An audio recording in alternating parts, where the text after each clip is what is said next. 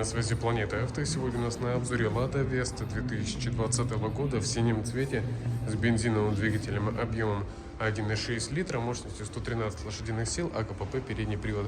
На автомобиле имеются парктроники, спойлер, рейлинги на крыше, литые диски, хорошая резина, повторители в зеркалах, дефлектор капота. По салону чисто ухоженный салон.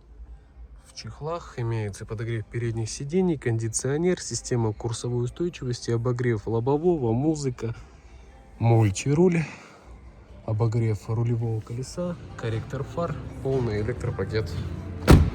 Пройдемся по ЛКП.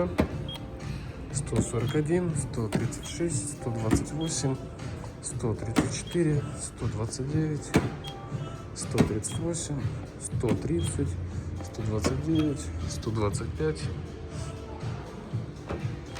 132. Но актуальные цены наличия данного автомобиля смотрите по ссылке в описании.